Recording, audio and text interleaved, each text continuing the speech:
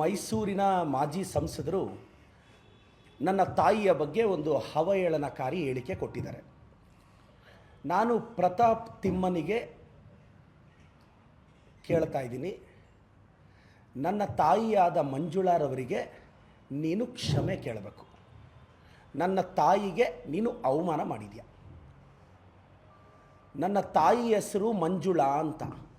ಆಕೆ ಎಷ್ಟು ಶ್ರೇಷ್ಠ ತಾಯಿ ಅಂದರೆ 2023 ಕರ್ನಾಟಕ ರಾಜಕಾರಣಕ್ಕೆ ಒಬ್ಬ ರಣಬೇಟೆಗಾರನನ್ನು ಕೊಟ್ಟಷ್ಟು ಶ್ರೇಷ್ಠ ತಾಯಿ. ಆಕಾಶದಲ್ಲಿದ್ದರಲ್ಲ ಅವ್ರನ್ನೆಲ್ಲ ಭೂಮಿಗಿಳಿಸಿದಂತಹ ವ್ಯಕ್ತಿಗೆ ಜನ್ಮ ಕೊಟ್ಟ ತಾಯಿ. ನನ್ನ ತಾಯಿಗೆ ನೀನು ಕ್ಷಮೆ ಕೇಳು. ನನ್ನ ತಾಯಿ ಎಲ್ಲೋ ಸ್ವರ್ಗದಲ್ಲಿದ್ದಾರೆ, ನೀನು ಅಲ್ಲಿಗೋಗಿ ಕ್ಷಮೆ ಕೇಳಬೇಡ. ಯಾಕೆಂದರೆ ನಿನ್ನಂಥವ್ರು ನರಕಕ್ಕೆ ಹೋಗೋದು, ಸ್ವರ್ಗಕ್ಕೆಲ್ಲ ಹೋಗಲ್ಲ. ಅದ್ರ ಬದಲು ನಿನ್ನ ಮನೆಯಿಂದ ಆಚೆ ಬಂದರೆ ಚಾಮುಂಡಿ ಬೆಟ್ಟ ಕಾಣಿಸುತ್ತೆ, ಆ ಚಾಮುಂಡಿ ತಾಯಿಗೆ ಕ್ಷಮೆ ಕೇಳು. ಯಾಕೆಂದರೆ ನನ್ನ ತಾಯಿ ಚಾಮುಂಡಿ ತಾಯಿ ಅಷ್ಟೇ ಶ್ರೇಷ್ಠಳು.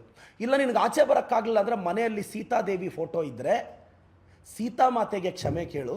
ಯಾಕೆ ಅಂದರೆ ಸೀತಾದೇವಿ ಅಷ್ಟೇ ನನ್ನ ತಾಯಿ ಶ್ರೇಷ್ಠಳು ಅಂತ. ನಿನಗೆ ಸ್ತ್ರೀ ಕುಲದ ಬಗ್ಗೆ ಗೌರವ ಇದ್ದರೆ ನನ್ನ ತಾಯಿಯ ಬಗ್ಗೆ ನೀನು ಮಾತನಾಡಿದಂಥ ಹೇಳಿಕೆಯನ್ನು ವಾಪಸ್ ತೆಗೆದು ಕ್ಷಮೆ ಕೇಳಬೇಕು. ಮುಸ್ಲಿಂ ಸಮುದಾಯದ ಹೆಣ್ಣು ಮಕ್ಕಳ ಬಗ್ಗೆ ನೀನು ಕೇವಲವಾಗಿ ಮಾತಾಡಿದೆ, ನಾವು ಸುಮ್ಮನೆ ಇರಬೇಕಾ? ಹಿಂದೂ ಸಮುದಾಯದ ಹೆಣ್ಣುಮಕ್ಕಳ ಬಗ್ಗೆ ಇತ್ತೀಚಿನ ದಿನಗಳಲ್ಲಿ ಒಂದು ಹೇಳಿಕೆ ಕೊಟ್ಟಿದ್ಯಾ, ಸುಮ್ಮನೆ ಇರಬೇಕಾ? ಪ್ರಿಯಾಂಕ್ ಖರ್ಗೆ ಸಾಹೇಬ್ರ ಬಗ್ಗೆ, ನನ್ನ ಬಗ್ಗೆ, ಸಂತೋಷ್ ಲಾಡ್ ಸಾಹೇಬ್ರ ಬಗ್ಗೆ, ನಮ್ಮ ಮುಖ್ಯಮಂತ್ರಿಗಳ ಬಗ್ಗೆ ಏಕವಚನದಲ್ಲಿ ಮಾತಾಡ್ತೀಯ, ನಾವು ಸುಮ್ಮನೆ ಇರಬೇಕಾ? ಇಷ್ಟಕ್ಕೂ ನಿಮಗೆ ಟೈಮ್ ಲೈನ್ ಹೇಳ್ತೀನಿ ಸರ್, ಪತ್ರಕರ್ತರಿಗೆ, ರಾಜ್ಯದ ಜನತೆಗೆ. ನಾನು ಪ್ರತಾಪ್ ಸಿಂಹ ಅವ್ರನ್ನ ಯಾವತ್ತೂ ಅವ್ರ ಪರ್ಸನಲ್ ವಿಚಾರಕ್ಕೆ ನಾನು ಓದೋನಲ್ಲ. ಆತ ಒಂದು ವಿಚಾರ ಮಾತಾಡುವಾಗ ಇಂಡಿಯನ್ ಎಕ್ಸ್ಟರ್ನಲ್ ಡೆಪ್ಟು ChatGPTಯಲ್ಲಿ 60,000 ಕೋಟಿ ಇದೆ, ಬರೀ ಭಾರತದ ಸಾಲ 60,000 ಕೋಟಿ ಅಂದ. ನಾನು ಅದೇ ChatGPTಯಲ್ಲಿ ಹೋಗಿ ಭಾರತದ ಸಾಲ 61 ಲಕ್ಷ ಕೋಟಿ ಗುರು, 60,000 ಕೋಟಿ ಅಲ್ಲ. 60,000 ಕೋಟಿ ಅಂದರೆ ನಮ್ಮ ಬ್ಯಾಂಗ್ಳೂರ್ದು ಬಡ್ಜೆಟ್ಟು. ಅಷ್ಟು ಸಾಲ 61 ಲಕ್ಷ ಕೋಟಿ ಅಂದರೆ ಆವತ್ತು ಪ್ರತಾಪ್ ಸಿಂಹ ಅವರು ಮೈಸೂರಲ್ಲಿ ಅಪ್ಪನ ಬಗ್ಗೆ ಡೌಟ್ ಇದ್ದರೆ ಅಪ್ಪನ ಗೊತ್ತಿಲ್ಲದೆ ಇರೋರು ಅಂತ ಮಾತಾಡ್ದ.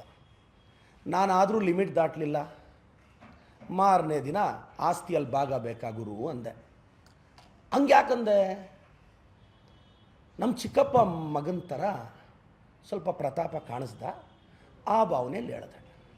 ನಿನ್ನೆ ಆತ ಏನು ಹೇಳ್ದ, ಅವ್ರ ತಂದೆಯವರೇನೋ ಚಿಕ್ಕಬಳ್ಳಾಪುರಕ್ಕೆ ಬಂದಿದ್ದರೆ ನಾನು ಸುಂದರವಾಗಿ ಹುಡ್ತಿದ್ದೆ ಅಂತ. ನೀನು ತ್ರಿಪುರ ಸುಂದರನ ಗುರು, ನೀನು ಮಾತನಾಡ್ದಂಗೆ ನಾನು ಮಾತಾಡಲ್ಲ ಅಂದೆ. ನೀವು ಗಮನಿಸಿ ನೋಡಿ, ನನ್ನ ಭಾಷೆಯಲ್ಲಿ ಎಲ್ಲಾದರೂ ಅಟ್ಲೀಸ್ಟ್ ಡಿಫಮೇಷನ್ ಅಟ್ರ್ಯಾಕ್ಟ್ ಆಗುವಂಥ ಪದನೂ ನಾನು ಬಳಸಿಲ್ಲ. ನಿನ್ನೆ ಹೇಳ್ದೆ ಕತ್ಲಲ್ಲಿ ಅವನು ಕಾಣಿಸಲ್ಲ ಅಂದೆ. ನಾನು ಹೇಳಿದೆ ಕತ್ಲಲ್ಲಿ ನನ್ನನ್ನು ಯಾಕೆ ಹುಡುಕ್ತೀಯ ಗುರು ಅಂದೆ. ನಾನು ಹಂಗಲ್ಲ ಅಂದೆ.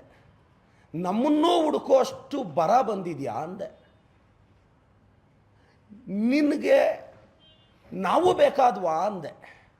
ಇದು ಅಸಭ್ಯನಾ? ಹೇಳಿ, ಇದರ ಅರ್ಥ ಏನು ಅಂತ ChatGPTಯಲ್ಲಿ ಯಾಕೆ ಗುರು? ನಮ್ಮನ್ನು ಹುಡುಕೋ ಅಷ್ಟು ಬರ ಅಂದರೆ ಏನು ಅಂತ ಹೊಡಿ. ನೀನು ಏಕವಚನದಲ್ಲಿ ಮಾತಾಡಿದೆ, ಫ್ರಸ್ಟ್ರೇಟಾಗಿ ಮಾತಾಡ್ತೀಯ. ಅದೇನೋ ಮುಳ್ಳಂದಿ ಅಂತ ಮಾತಾಡಿದ್ರು. ನನ್ನ ಹೇರ್ ಸ್ಟೈಲ್ ನೋಡು ಮಗ, ನೆನ್ನೆ ಪ್ರೆಸ್ ಮೀಟ್ ನಿನ್ನ ಹೇರ್ ಸ್ಟೈಲ್ ನೋಡು. ಈ ಕಡೆ ಸ್ಪೈಕ್ಸ್ ಹೋಗಿರುತ್ತಲ್ಲ ನಿನ್ನ ಕೂದಲು, ಮುಳ್ಳಂದಿ ಫೀಚರ್ಸ್ ಹೇಳ್ತೀನಿ ಕೇಳಿಸ್ಕೊ. ಹಂಗೆ ಎದ್ದು ಬಂದು ಪ್ರೆಸ್ ಮೀಟ್ ಮಾಡೋದು.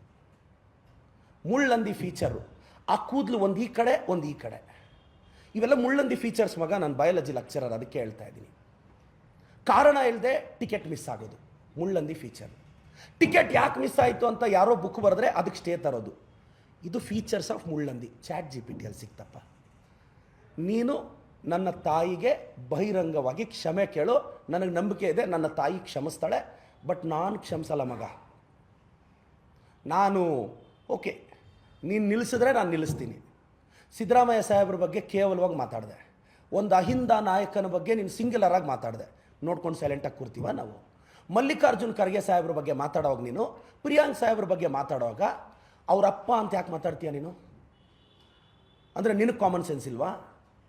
AICC ಅಧ್ಯಕ್ಷರ ವಯಸ್ಸು ಗೊತ್ತಾ ನಿನಗೆ?